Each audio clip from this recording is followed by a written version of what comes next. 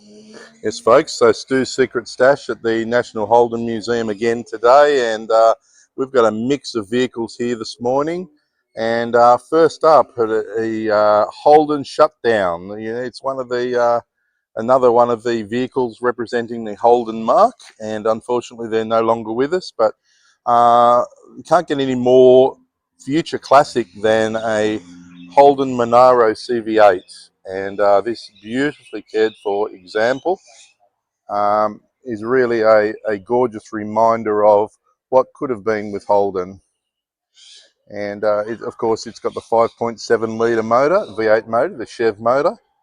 And the owner is very, very fussy with his car, and rightly so. What a beautifully presented machine. Looking here, we have something completely different. This is what we call a Sunbeam Rapia. A Sunbeam Rapia two-door coupe. And I'm told a very rare car. And I know this car actually, I believe, won second prize in the national concourse, Sunbeam Rapia concourse last year. And I love the fins that we have here, the very 50s, 60s, the addition of chrome and fins. Of course, those that know me would know that this is my very own VR GTS, a low mileage car, now funnily enough on club plates. And it's rather funny when you see cars that you grew up with actually get to a point that they can be registered on club plates. And this is a 6-speed manual and just a delightful car, just something that I really love owning and driving. Stoo's Secret Stash here, continuing to walk through on vehicles here. So we've got a 1961 EK Holden Special sedan, and I was actually at this same venue yesterday when this car won car of the day, joint car of the day at a Holden display day. This morning we're here with Advanced Motoring Club, and we've got a variation of cars, a number of different cars. And just the whole presentation of this vehicle is just gorgeous, and even got the twin antennas or aerials. But look at the fins and chrome, just a beautiful addition, and the color is so period, the white over light blue, and it's really great to see.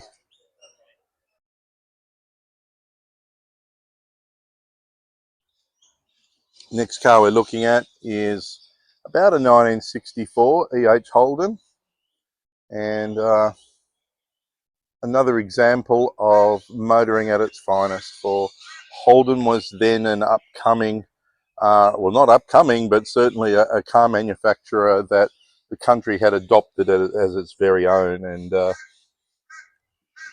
gone are the days where these examples are not cherished and loved.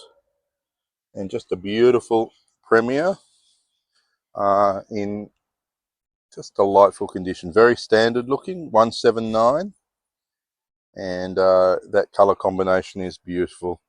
Moving on then to what I believe is a VW Volkswagen Beetle Superbug, and complete with a accessory for going to the beach with a surfboard and the well-fitted roof rack.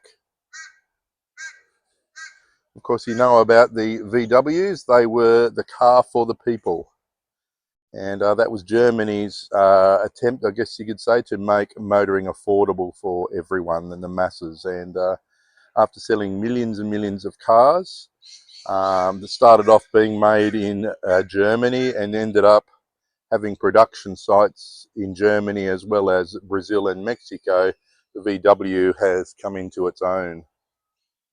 So moving around here, we have a new addition to the area. It's only just arrived in Coffs Harbour, but it's not often you see a Ford this clean. It's an XA Ford Fairmont, and I had the privilege of looking over the car, and just incredibly rust free.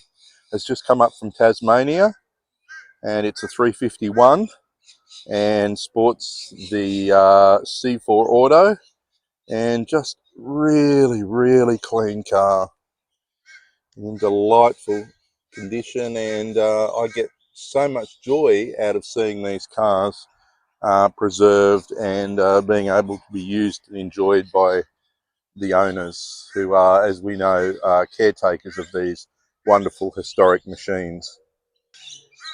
Next car we're going to be looking at is what I believe is an XP. I could be wrong there, but an XP four-door sedan.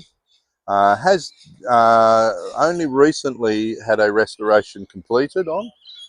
But something a bit special about this car is this, not just this badge here, but the badge tells a story. It's got a 289 V8. So it's just got that extra bit of grunt and muscle, and this car has just recently been put on the road after a pretty thorough restoration. And you'll see the lines of this car, the straightness of the body is delightful, and the V8 badges at the back there tell you that it's a little bit out of the ordinary. Moving on to one of the General's finest, and the H-Series GTSs. Whether you're talking a HX, a HZ, or whatever the case may be, HJ, they are very sought after today. And this one is a 5-litre, and it's just fabulous to see these 5-litre or V8 GTSs becoming so collectible, because what a worthy machine. And of course, in the 70s and 80s colour, which was a lime green, including the black cutouts. And today, not something you see terribly often, but of course, in the day, these were very popular and sold as family cars. Now highly collectible and just beautiful. Moving on to the WM, I believe it is. It's got the 6-litre V8, the 6-litre Chev motor, and of course Statesmans are synonymous with riding in comfort and being a very relaxed cruising machine.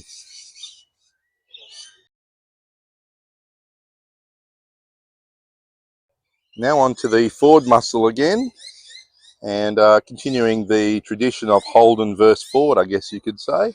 And we have a 302 Boss Mustang, and I believe this body shape is a Mach 1 fastback, and you've got a manual V8, and that aggressive lines with the complete with the fins, and just beautiful left-hand drive.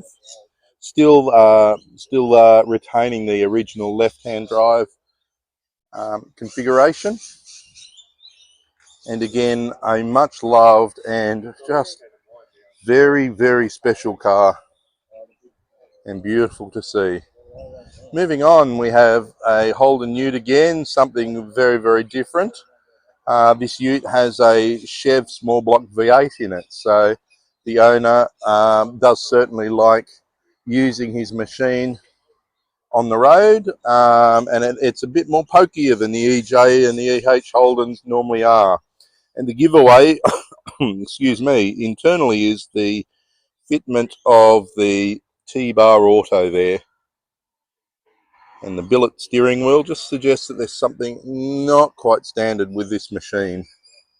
But beautifully presented, and it certainly is a delight to see. Now we have an SS Commodore from the times of the VKs, and not a lot of these beautiful machines left anymore, but these of course came out with 308s, and that was at the height of the Peter Brock magic, when Peter Brock started, as the lights suggest, started the HDT workshops. And this is an example of a rare car in that the VKs, to my knowledge, only came out with the silver, the white, and of course the blue Mini, which was the Group A derivation. But you're looking at a car has obviously been modified a little bit. I can't quite show you there. I'll go around the other side, but it has now got fitted an automatic gearbox, so it's not as per the maker intended, but it's obviously prized, and the presentation of this car is second to none. So beautiful and straight. And the fitment of those aero wheels, these are oversized aero wheels. They're larger than was original equipment, and the alloy radiator suggests to me that this car has been played with a bit, and of course that's what owners can do these days. Something that they want to do as owners. And here we have beautiful, what I believe is probably electric blue XY GT, and again a car that was very popular over the years, and sold as a originally as a form of family transport, and fitted with a 351 motor and either an automatic gearbox, 3-speed, or a 4-speed manual gearbox, and they sold a lot of those, and of course today they are very sought after.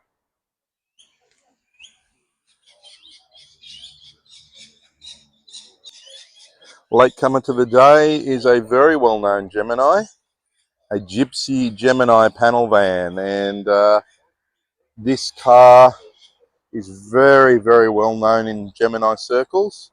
It was a car that was restored in Western Australia by a very well-known Gemini perfectionist and enthusiast, I guess you could say, and has been the focus of a number of classic car and car magazine articles.